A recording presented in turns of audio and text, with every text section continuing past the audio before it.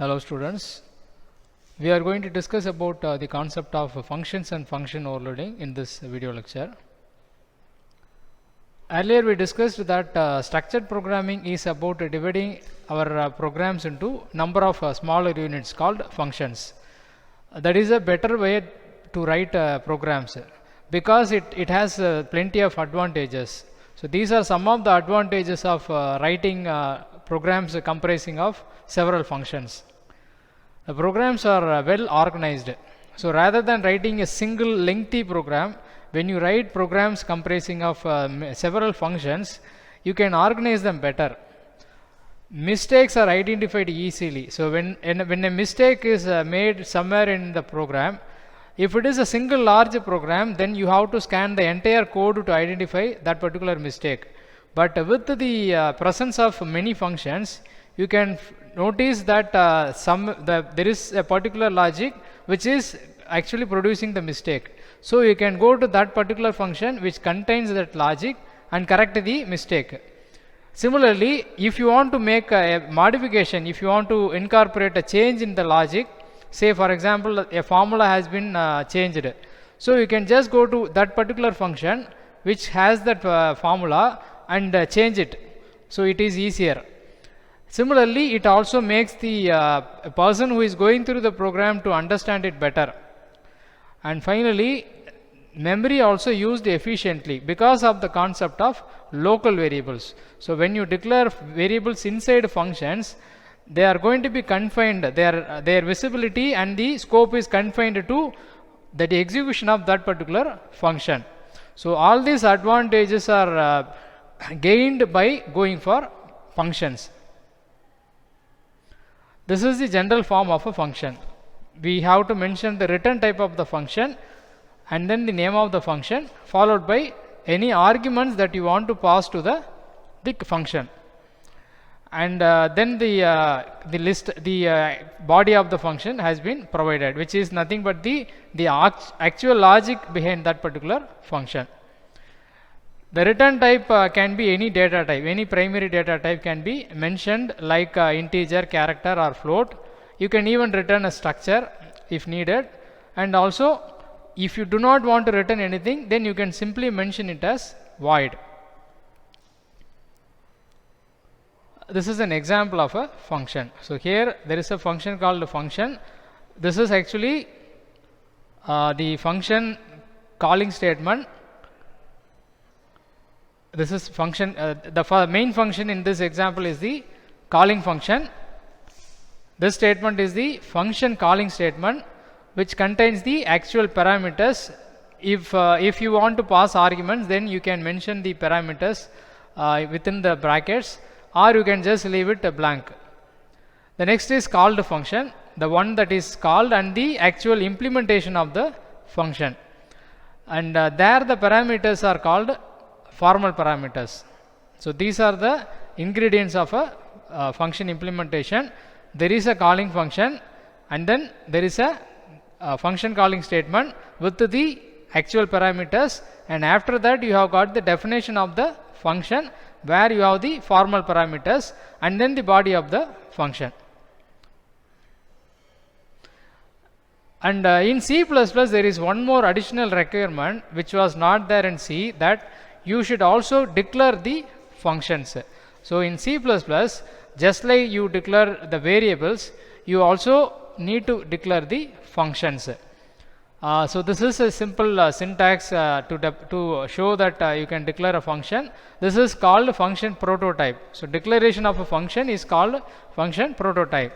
The prototype is expected to have the same details: return type, name of the function and the arguments.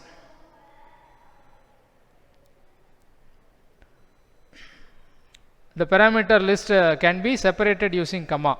But one common mistake we generally see students making is that, see, if you want to pass more than one argument, then you must declare each argument separately, like it is done here: int I, int k, int j. But what students generally do is that they assume that they can declare all the variables together, like they used to declare in the beginning of any function. It is acceptable to declare all the int variables together just by separating the comma at the beginning of a function. But when it comes to arguments, even if the variables are of the same type, you still have to separately declare them. So this is incorrect. Int I comma k is incorrect. You have to separate with the individual data types. The name of the function can be any valid identifier. As we have seen, there are some requirements to choose a identifier. So the same can be applied here also. And a function can return at most to one value. So there is no way we can return more than one value using the return statement, though we can send a number of parameters. So you can send many values to a function, but you can only receive one value. But indirectly we can achieve multiple return values, say using pointers. So when you use call by reference, you are indirectly sending a number of values from the called function to the calling function. And within the function body or definition, whatever variable we declare, they are all local variables. Here is an example of the function declaration and definition. And we have also discussed about the types of argument passing, which is basically call by value and call by reference. We are just going to look at one example. If you want to pass a structure as call by value, then first you have to define the structure, then you have to provide the prototype of the function. And please notice that in the prototype you have to mention the structure name as the data type, because you are going to pass a structure. Here the data type is nothing but name of that particular structure, and after that you are having the main function, and here you are passing the structure variable to the function. So without using any ampersand, if you just pass a structure variable, it is going to be passed call by value, which means any change that is made in the called function is not going to be seen in the calling function. So the formal parameter is okay. Take this example here. S contains a variable called A. Sample is a structure which has got the variable of A initialized with 5, and here it is incremented. Even though it is incremented here, when you print it at the calling function, after returning from this function call, you are still not able to see the incremented value. You are going to see just the old value. So in both printf statements, it will only print 5 and 5. That is because it is called by value. So no impact is going to be made in the actual parameter. Now if you want to just convert the same example into call by reference, there is no difference in the structure definition, and here there is a difference. So you have to now mention ampersand additionally with the data type, which indicates that you are going to pass the address, and after that you can write. And one more point you can notice is that you can also initialize the structure member like this. That is, A needs to be initialized. You can also initialize it using the assignment operator. Str equal to 5 is equivalent to int A equal to 5, and the actual parameter here you are passing the address of the structure variable, and then you are declaring a pointer here and incrementing through the pointer. And also take a note that we are now using the arrow operator. We can't use the dot operator because we are manipulating the structure variable through a pointer. So we have to use the arrow operator. Now if you print the value of A, here it is getting printed 5 because the increment happens after the print statement, but at the other function it is going to be seen as 6 because the change has been made permanent. It is made in the actual address of A itself. So 5 has been incremented to 6. This is the example of pass by reference. And there is one more way by which we can implement call by reference in C++. So in C++ there is an additional way by which we can implement call by reference. Actually, internally it is not very different. It is still going to follow the same principle. We are going to pass the address of a variable and then make change into that address. As a result, that change is also going to be visible at the calling function. But difference is the syntax. That's why I have presented both for comparison. The first is actually the new technique. So here what happens is that here we are declaring at the function body, we are declaring ampersand instead of asterisk, whereas in the original call by reference we used to declare asterisk. So you can see the difference at the formal parameter. So here it is ampersand n, whereas here it is asterisk n. Next stage difference is that you can just use n without any dereferencing operator. No need of asterisk or any operator. You can just use n plus plus. It will automatically be related to the actual parameter. Whereas here we know that we have to use the asterisk operator whenever we want to manipulate the structure variable.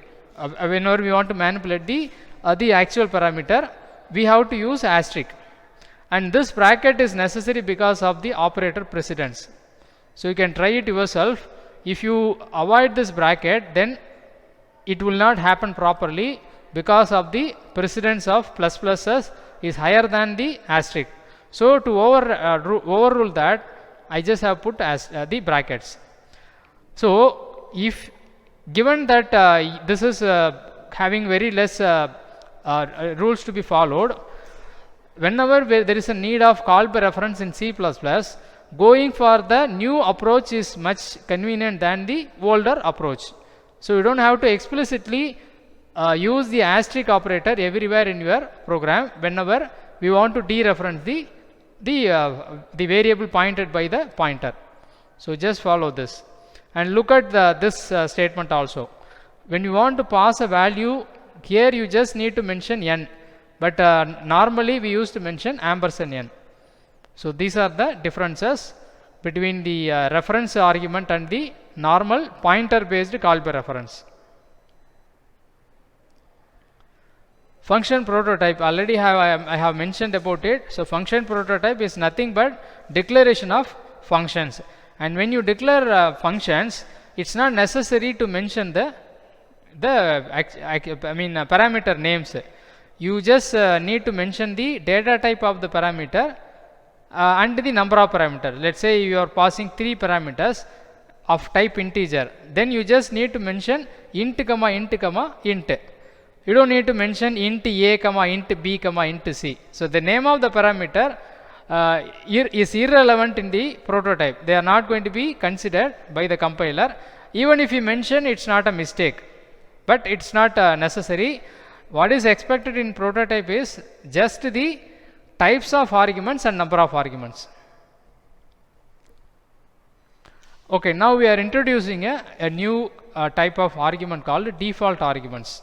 So the idea behind the default argument is that normally when you write a function and a function call, the number of parameters between the actual parameter list and the formal parameter list must exactly match. For example, in this case, this is the actual parameter, which is nothing but the function calling statement, and this is the formal parameter, which is the having the function definition or function body. In this case, it is going to be considered as a mistake because I am passing one value, but the function definition has got 2 arguments. So there is a mismatch. So when you pass one argument, you can't implement the function definition with the 2 arguments. So this is a normal.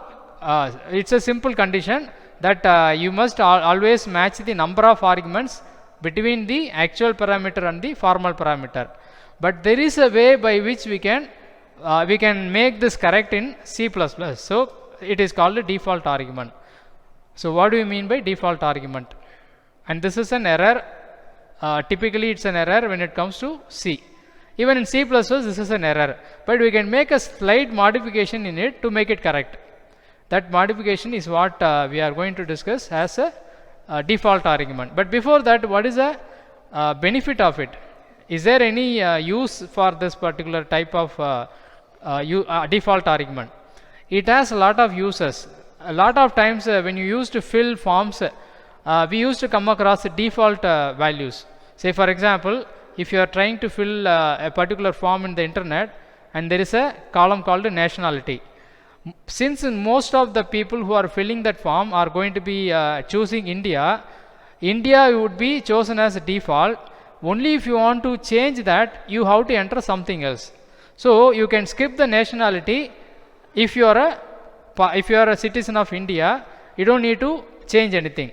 So similarly in C++ also, when you want to pass arguments to functions, for some arguments we want to give default value, so that if you don't pass the value for that argument, it will be automatically taken.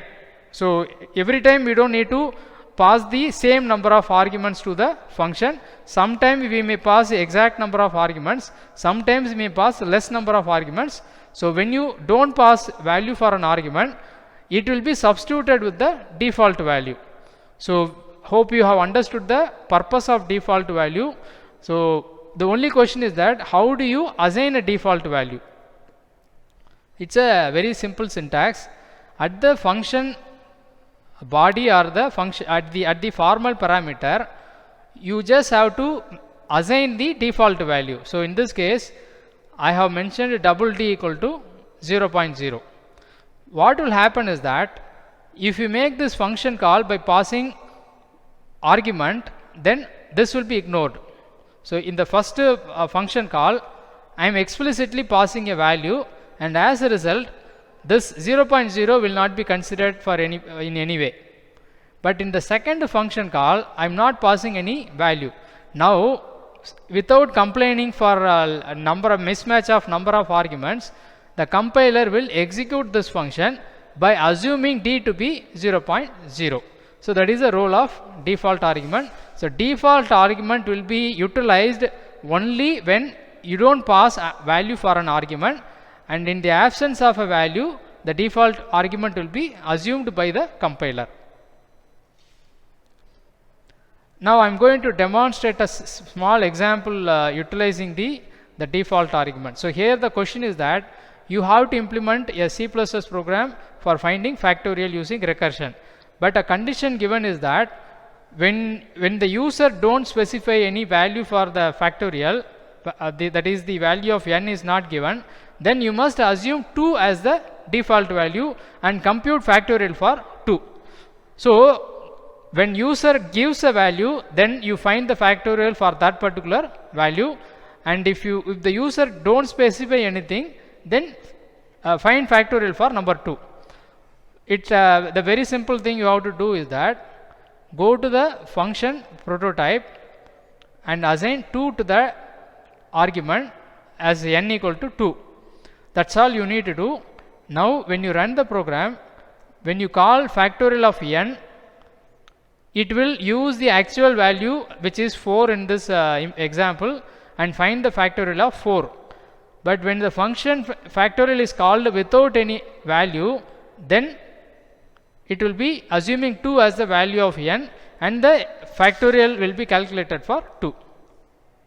And also you can note that you can specify the default value in 2 possible places. In this example, I have placed the default argument in the function prototype, that is at the place where you declare function. Whereas in the previous example, I have put the default argument in the function definition statement. So the point is that whenever you have a function prototype, you must put the default argument at the function prototype. So when the function is declared in the program, then it is in the declaration or in the function prototype, you have to specify the default value. Whereas if there is no prototype available, then you must specify it at the function body.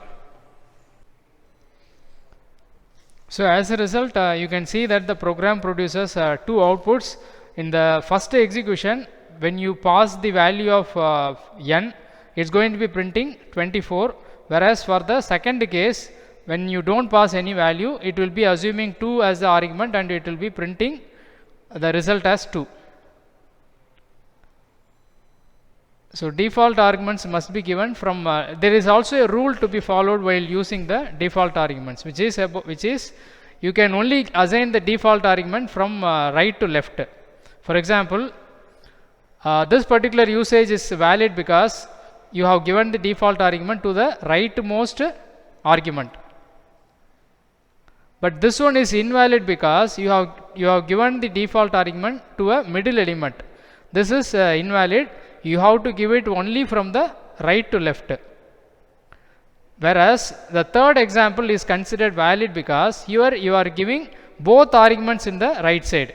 So you can't skip the last argument and give a middle argument, that is invalid.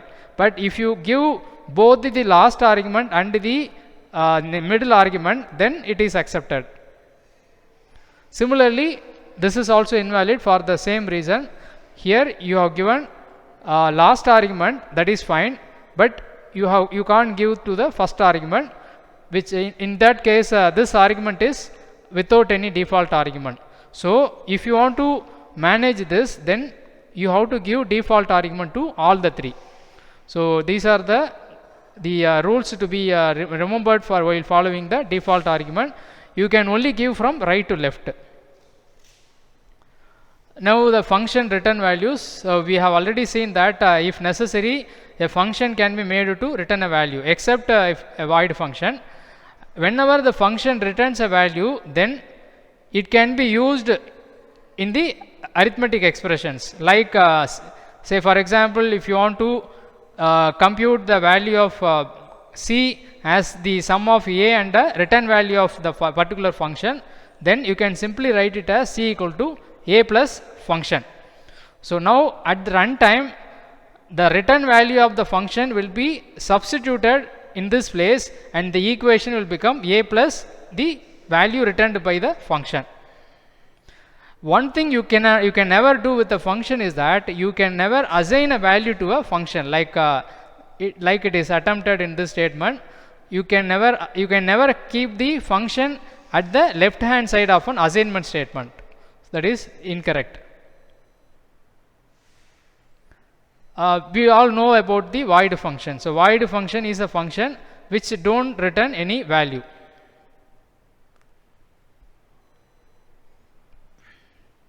Now we are getting into the topic called overloaded functions. So one way that C++ achieves polymorphism is with the help of the function overloading. Polymorphism is one of the pillars of object-oriented programming, and it has got two different ways of implementation.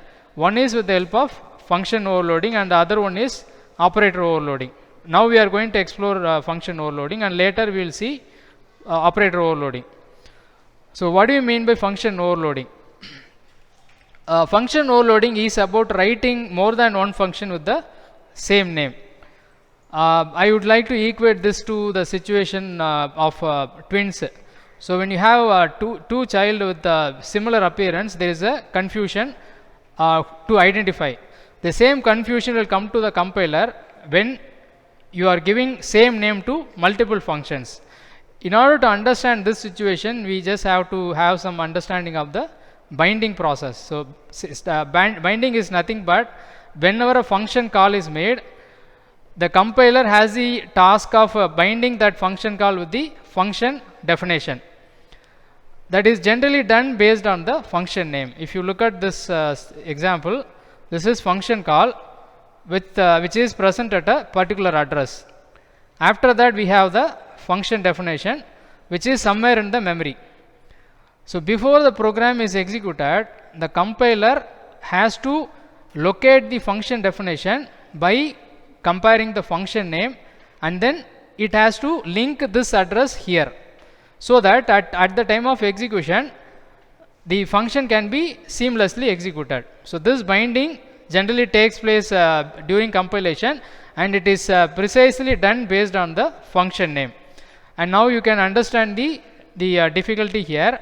Because you are going to name many functions with the same name, compiler will not have the clue of differentiating the functions based on function names. So it needs some other mechanism.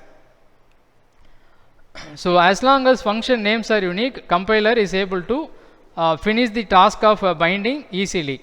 But when you overload functions, then compilers cannot choose the appropriate functions based on the function name. It requires some additional information. Now the question is, what is that additional information? Just look at the function signature here. Any function has got 3 elements. There is a return type, there is a function name, and there is a parameters. We have already ruled out the function name because as for function overloading, we are not going to change the names. So this is not going to help us. Next is return type. Return type is also not helpful because it is only the at the end of execution of a function, the return type is going to be produced. So what is left is the parameters. So that is what is the detail that is going to be utilized by the compiler for choosing the function. So it considers the argument or parameter list to choose among which the functions having the same name. So even when the functions are having the same name, there should be difference in the parameters in order for the compiler to differentiate them, so that it can identify one particular function among the list of choices. Number 1, option 1, we have got 2 options to implement the function overloading based on the arguments. One is differentiating the number of arguments. Just observe this example. Function 1 is passed 1 argument, function 2 is passed 2 arguments, and function 3 is passed 3 argument. Though at the name level all look same, at the argument level they look entirely different. Here there is only 1 argument, here there is 2 argument, and there are 3 arguments here. And in the function definition also I have provided 3 different versions of the same function. Now when the first function call is made, the compiler will choose the first function because that is the one that match with the number of arguments for the first call. For the second function call, it chooses the second version because there are 2 arguments in both function actual parameter and the formal parameter. Similarly, the third function call is also resolved based on the number of arguments. So in this case there is no confusion for the compiler. It can choose the function based on the number of arguments. But sometimes we can't differentiate the number of arguments. Then what is the next option is types of arguments. So we can differentiate based on the types of arguments. So in this case I have got integer, character, and float. First function call is made by passing 1 integer and 1 float, and we have a function with an integer argument and a float argument. And the second function call is made based on by passing a float and a character. Similarly, third function is passed with an integer and character. Now let's see how the function calls are matched with the function definitions. Because here there is a integer argument followed by a float argument, it is matched with the first version of the function. Similarly, float and character is going to be matched with the second function call. Just notice that in the second function call actually it is an integer argument, but still there will be a type conversion so that it will be matched with the second one, because this is the nearest one. So among the given choices, the one that is closer to the given choice is that float can be matched with the float, and a character can be easily mapped to a integer. So it will still choose the second function call. And when for the third function call, it will refer to the final version, because there is an integer followed by character. Similarly, here also integer and character are provided. And we have already ruled out that return types cannot be used for overloading functions. So we can only overload functions in 2 different ways. One is using number of arguments, and using types of arguments. Here there is an example. The example is that you have to implement a program to calculate area of a rectangle and a square. You know that the area differs between the rectangle and square. So in the case of square, you just need one argument, whereas for rectangle you are going to need two arguments. So my program for the main function will have this. User is provided two options to choose square or rectangle, and after that the user can choose between the options. If choice is 1, then we take the value for x and it is passed to the area function. Now what will happen is that because we are just passing one argument, it match with the square function, and the formula for the square area calculation is executed and the value is returned accordingly. Whereas when you pass two arguments, it is going to be invoking the rectangle version of the function, and the result will be calculated using the formula here.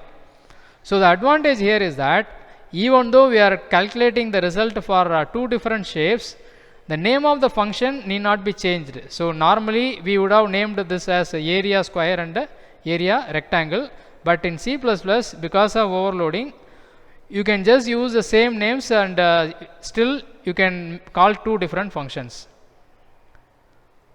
But finally, there is a point to be noted regarding the confusion that arises when you mix the default arguments and function overloading. Just look at this example. Here I have rewritten the area function by assigning a default value to the second argument. So what happens is that when you make a function call, as we did in the previous case, if you pass a one single value, now what will happen is that both will be treated as matching for that, because even though this function actually takes two arguments, when you pass a single argument, the second will be treated as a default. So both functions will match with the function call by passing two arguments, one argument. There won't be any confusion when you pass two arguments. In that case, it will exactly choose the first version. It's only when you pass the single argument, the compiler will look at both as possible choices because of the presence of the default value. So it will throw this error message, ambiguity resulted in because of both functions matching with the function call. But if you just make a slight change, then there won't be an error. That is, you have to change the data type. But the point is that whenever you are going for the combination of default arguments and the function overloading, you have to implement the program very carefully. And that's all we have for the topic of functions. We discussed about the basics of functions, function calls, function return statements, function prototypes, and function overloading, and also default arguments.